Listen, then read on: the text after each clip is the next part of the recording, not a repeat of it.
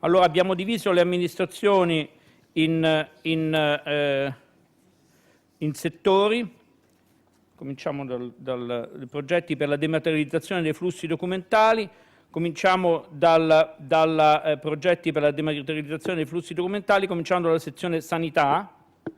Nella sezione sanità abbiamo 2 diplomi di eccellenza e un vincitore. Come al solito si chiedono di dare le targhe, ve entrate da quella parte, una foto, una stretta di mano, una foto, e usciamo da quest'altra.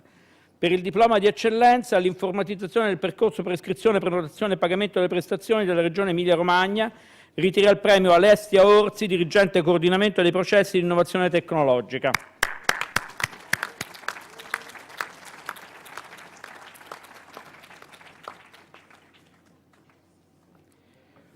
Uno straordinario progetto è quello che a me personalmente è piaciuto tanto, poi dipende dai giudici, ovviamente sono sovrani e quindi non è arrivato primo, ma era un progetto sicuramente molto buono, è quello dell'azienda ospedaliera della provincia di Lecco, Roberto Pinardi, direttore amministrativo per il progetto IPAC, il paziente al centro.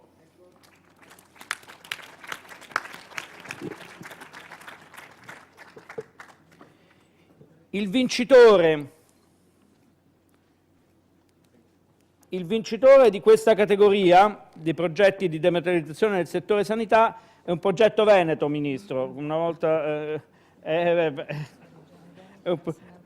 Arsenal.it, Regione Veneto, ricerca e innovazione per la sanità digitale. Il progetto è Veneto Escape, è un progetto straordinario di dematerializzazione di tutta la sanità. Ritirano il premio Claudio Dario, presidente di Arsenal.it, e Antonio Maritati, dirigente della segreteria regionale per la sanità della Regione Veneto.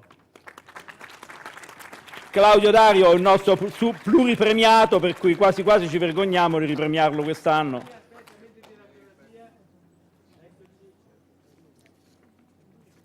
Tra l'altro, Ministro, questo progetto e anche tutti voi, questo progetto ha avuto un riuso, sarà riusato nella regione Lazio, è stato firmato un po' in maniera che quello che dicevamo prima, del copiare e del trasferire, sia effettivamente poi prassi quotidiana dell'amministrazione.